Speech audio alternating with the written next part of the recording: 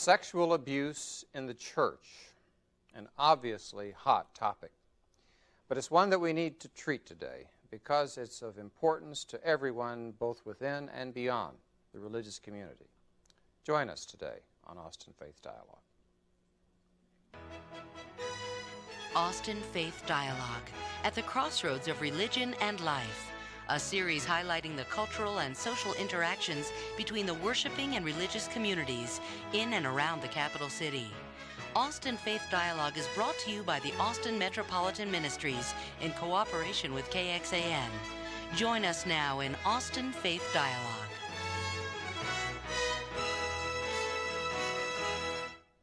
Hello, I'm Richard Thompson, in behalf of Austin Metropolitan Ministries, bidding you welcome to our show. And today we're going to focus on something that was highlighted not too long ago in the Austin American-Statesman. There was an article entitled, "Trying to Keep Safe Havens Safe." Recent cases highlight sex abuse in churches and efforts to prevent it. It's a topic that is, of course, not only of local interest, but it's throughout the nation. It's been publicized that within the religious community there has been this kind of sexual abuse. And it so happens, though, that in Austin we have someone who has written books on this subject, who is the pastor of the Mennonite Church of Austin. And this is Kathy Reed, whom we welcome. Thank you. Kathy, we're just delighted to have you back. And this time in your capacity as someone who has had occasion to know something about this whole issue of sexual abuse in the church as part of the larger domestic abuse and violence in the culture. But let's focus here.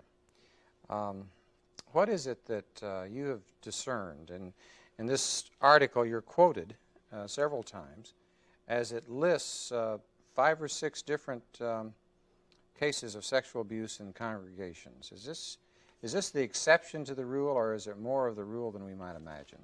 Well, I wish it was an exception to the rule. I think that perhaps maybe part of the exception to the rule is that we have some congregations in Austin that have been willing to talk about their experience and have gone public in a sense, rather than doing what historically, traditionally churches have done, which is try to cover up the abuse and try to make it kind of go away, brush it under the carpet, not talk about it.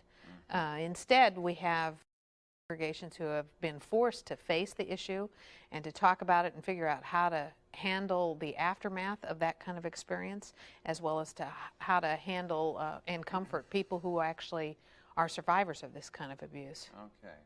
I'd like to come back to that because I think that's encouraging. Whenever you have an instance of a congregation that's willing to go public with what the problem has been and how they're coping with it, will be probably the most important thing we do on the show. But I was reading in this particular article as a quote from a researcher up at the University of Boston who was saying that studies are showing that 1 out of 6 boys are sexually abused in our society. Well, when I started this work, I actually was a seminary student at the time, but I was working as a director of Christian education in a wonderful United Methodist Church in Berkeley, California. And I took this class, and the statistics I heard were that 1 out of 3 girls in the United States is molested before the age of 18. And 1 out of, it depends which study you read, some of them say 1 out of 7, some say 1 out of 11 boys is molested before the age of 18. I heard that statistic and it didn't have a lot of meaning for me until Sunday morning when I would do the children's story and call all the kids down to the front of the congregation, as many of us pastors do, and I'd have 75, 80 kids there in front of me. And I couldn't help but think, 1, 2, 3, 1, 2, 3. Oh, yeah. Sort of thinking, how many of these kids is this part of their experience and part of their lives? And then I made a point of deciding that if, in fact, that kind of percentage of our population's lives are touched by this issue, that it was something that I needed to talk about. Mm-hmm. And actually, for me, it was interesting because someone once told me, they said their experience in a congregation is that they've never had anyone in their congregation who's been sexually abused or experienced domestic violence or been raped, sexually assaulted, that they didn't know anybody in this large congregation that had been that way. And I sort of felt that way. I was kind of a new young pastor, and I kind of thought, well, surely someone has had those experiences, but no one ever came to talk to me about any of those issues until I started to talk about it. And actually, my experience was probably not unique in the sense that I decided that every time I'm in the pulpit and I'm praying for people and the experiences that they have, when I'm praying for those who are hungry and those who are homeless and those who experience violence and those who live in countries torn apart by war and famine, that I would also pray for those people who had been sexually assaulted, and I would pray for those who had been battered and those who experienced those kinds of domestic violence issues. And when I started to do that from the pulpit, what for me is that I started to send out the message to my congregation that I was willing to talk about those issues, and I was just flooded by the response that I got. I had a close friend of mine who had never told me that when she was 16 she experienced being raped by an acquaintance when she was in high school, that she hadn't ever told anyone. I thought I knew, like you do when you have good friends.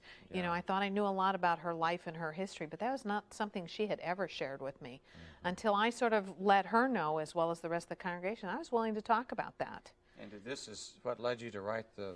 We have I think, maybe on the monitor, the titles of your books there.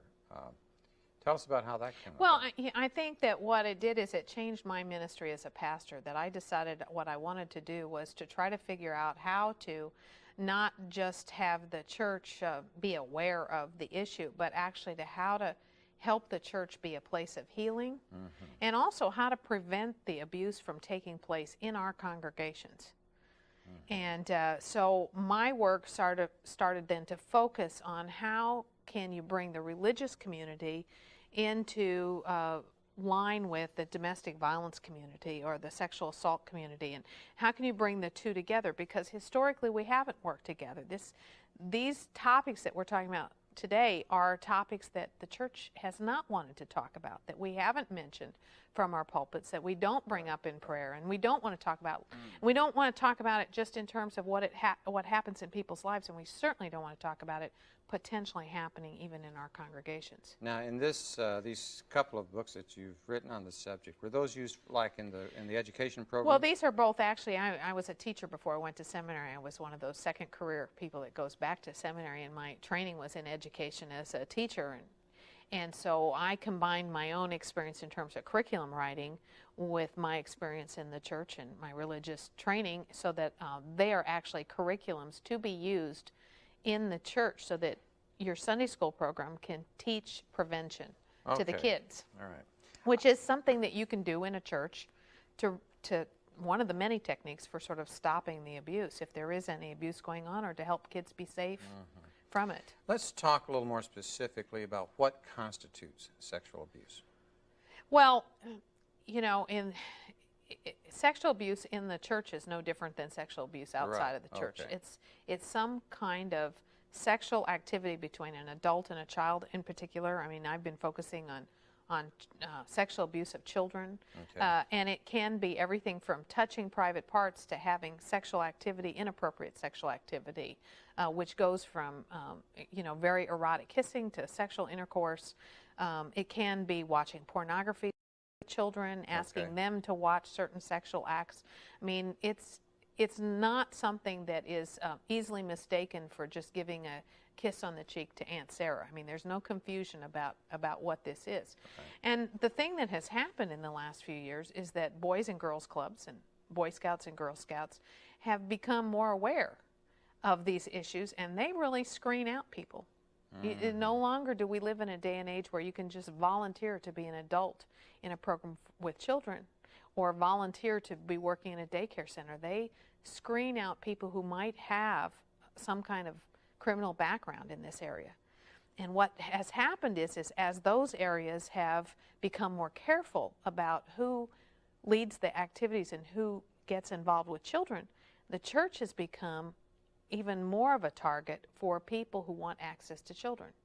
I see. Because unfortunately, they can pass the screening in the church easier than they can in well, the Boy yeah, Scout- and Girl see, Scouts I or- pastor a little congregation, and particularly small congregations, well, and even big congregations. Let's face it, finding church school teachers Yeah. is a big job. Anybody says, "I'll volunteer," you say, "Yeah, I'll sign on the dotted line." Exactly. They say, I want to be the youth director. You say, great, and here's the key to the van. Take the kids on a weekend camping trip, you know, rather than saying, what is the motive for this person to working with children and going through some kind of screening process. Yeah.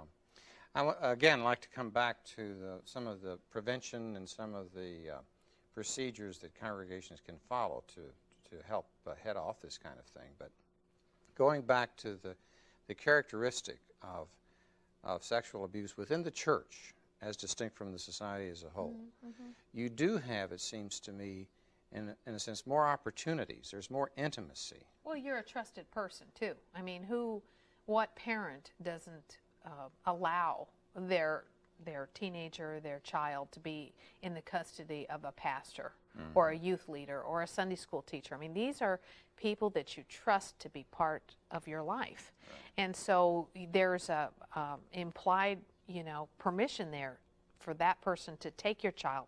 You trust that they're going to do the right thing.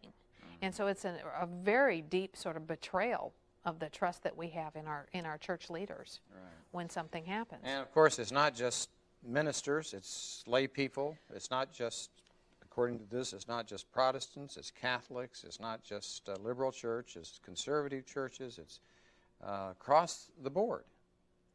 And so that I was, as I looked at the list of these that where there had been admitted sexual offenses, then it made me more aware of the fact that this is, if it's not the rule, it's certainly more common than we think. Yeah, I think it probably is much more than we think. And I think, in the past, this is the kind of thing that if something happened and church officials knew about it, well, you kind of sweep it under the rug. You get rid of that person real fast. You tell them if they leave town, you won't talk about it. Or if you're in a denomination where appointments are made even, you reassign people. But you don't go public because it's bad publicity and bad marketing and a bad image for your congregation, as well as something that you don't want to face. Right. And so historically, we've ignored it. Well, there's one local congregation where there was a lot of publicity connected to it, and they have gone public with the way they have dealt with it, and I would like to come back to that in our second half, because I think that's a little bit of a model of how to respond creatively and responsibly rather than just sweeping it under the carpet. And I'd like to have you just be ready to respond to that, and you folks come back to Austin Faith Dialogue.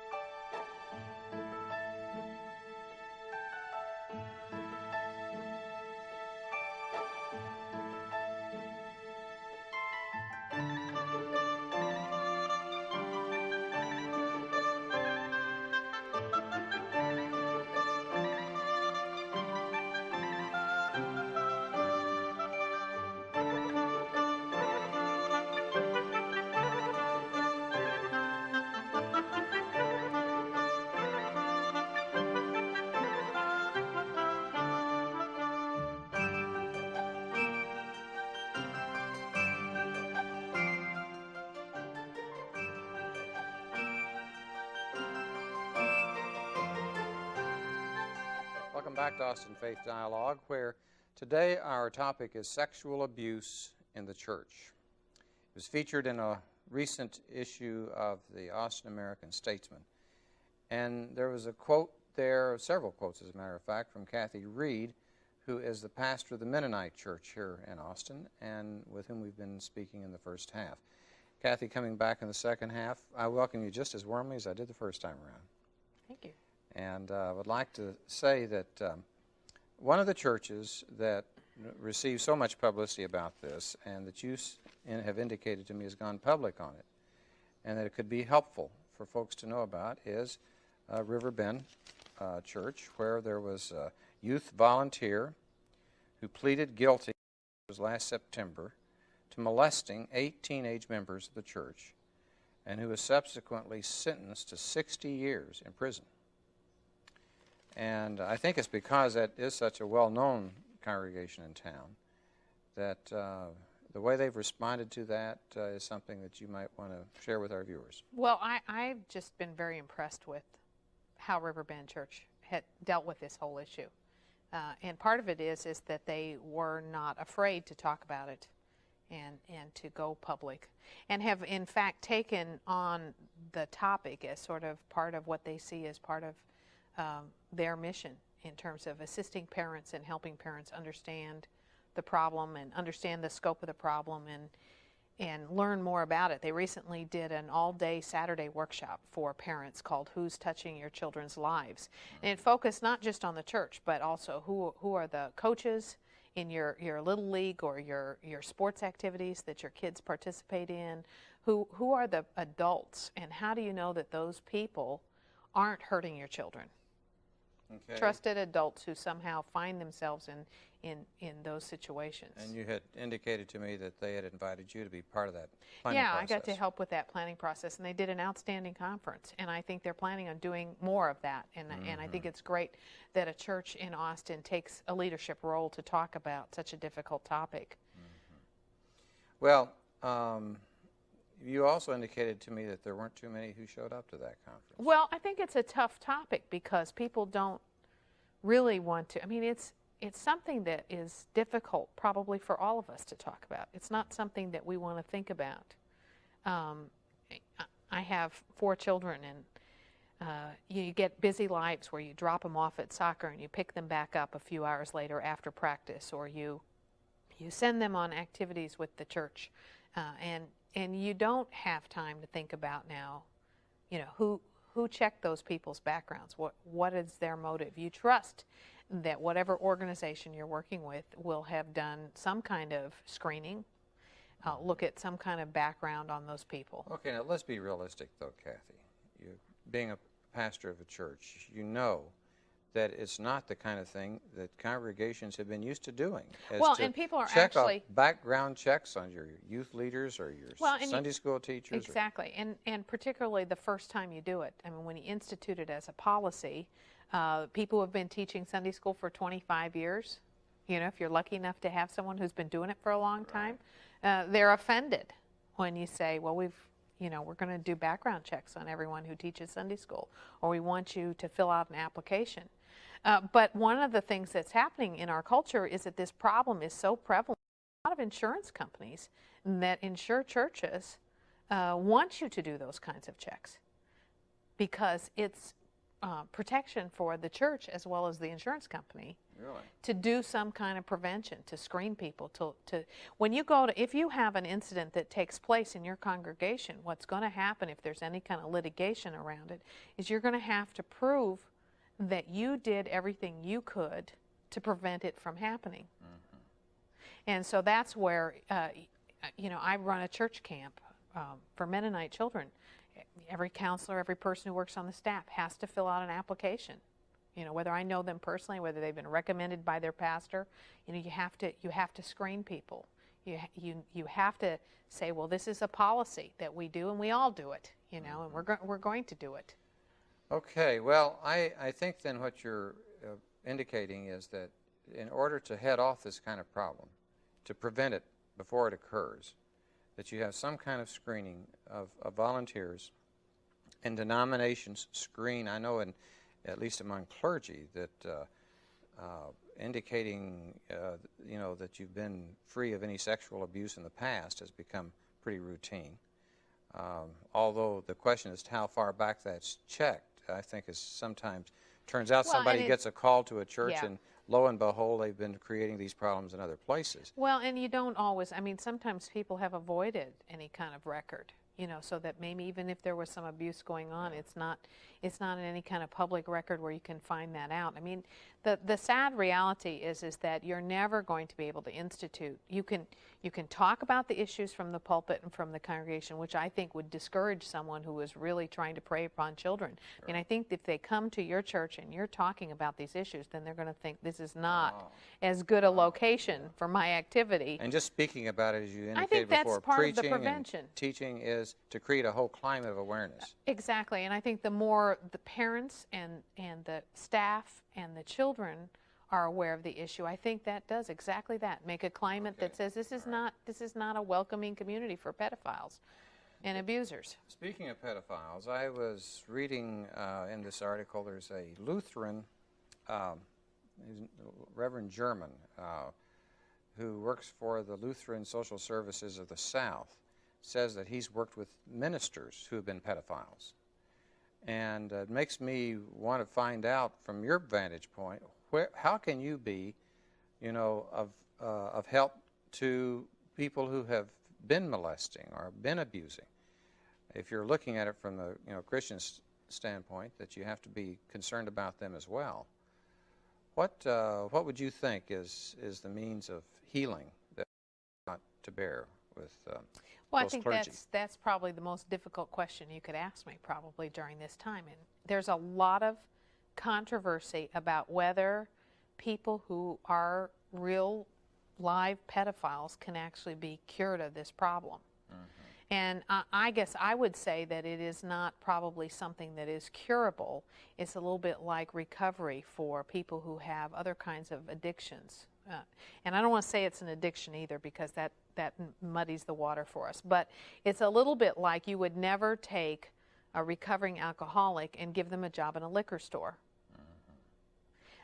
If someone has a problem with children, molesting children, they should never, ever, ever be allowed to have contact with children, unsupervised contact. So part of what has to happen is that there has to be some accountability, so that people, so if you have an offender and you're doing, it's something that you have to do something about. And it's not something that those of us who are untrained can handle. I think it's a big mistake for pastors or other people to say, well, I'm going to start doing counseling or something with someone. You have to have a professional. And I think almost anyone who works in this area will tell you that most of these people, almost all of them, these offenders, do not seek help on their own. The way they get into some kind of help is when they're forced to, usually through through the judicial process. If they get caught and they're held to account. And so, I mean, one of the key things that has to happen is you have to call the authorities. Right. And that's sometimes hard for churches. Churches don't necessarily want to call Child Protective Services. Let's put Child Protective Services number on the screen right now. I think that this is one thing that if viewers are wanting to say, what can I do? The answer is take that number down and be ready to report. Well, yeah, and report when you have a suspicion that something's going on. And that doesn't mean you make unwarranted reports, but what it means is that it is not your job to investigate. That's probably the other big mistake churches make, is that they understand very well that this is a very serious accusation to make against someone. And so, they'll say, well, we're going to check it out. We're going to investigate ourselves before we make the report. Well, I would say that only trained people really know how to make those investigations and figure out what's going on. And I hear countless stories where churches have unintentionally messed up the whole investigation because they've muddied around with asking people questions and interviewing people in inappropriate ways. And so this is something that really needs to be left to the people how to do it. And if it's any kind of child abuse, I mean, if as a professional person in the church or a lay person you have reason to suspect that some kind of child abuse has taken place, then you are legally obligated and you're morally obligated to call someone. One of the toughest things that I know the ministers have had to do is if they've suspected within their congregations where there's been sexual abuse by parents or family members or in the community in some ways, but particularly though families, to report one of your congregants as like this. And if there's any shadow of a doubt, it's tough to do Well, that. I think, you know, even here in our conversation, we've been talking about how do you provide healing and comfort to the offender. Our primary task has to be, how do you protect the innocent? Protect the That innocent, has right. to be the first priority. But let's also talk to, we just got a minute or two here, but how do you help bring about healing for those who have been abused, where the prevention is too late? Well, you know, I think that that's what I've been amazed at is how many people in our congregations are survivors of some kind of abuse.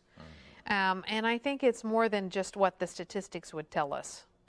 When the statistics tell us 1 out of 3 or 1 out of 4, 1 out of 7, whatever it is with boys and girls, I think that people who have been abused suffer greatly, and it raises deeply spiritual questions. How did God allow this to happen to me? Right. If I trust God, is that like trusting the person who abused me? If I can't trust my father or my minister or my Boy Scout leader or whoever, how can I ever trust God? You know, those kinds of really deep spiritual questions, so that you find a lot of survivors, either they shun the church completely because the church is another institution of our society that has perpetuated the cover-up, Right. or they're in church because they have a hunger and a need to figure out those answers. Well, it seems to me that you're implying, too, that it's a spiritual crisis for anyone who's been abused. And, of course, if it's a child and doesn't have the experience or even the words to say what it is that they're feeling, that somehow, though, that it can be the breakthrough for people into an understanding of themselves and a relationship with God that transcends all of that abuse. And I think sometimes as pastors, we may minister to people where we have no idea that that's been their background. And they may not even share it.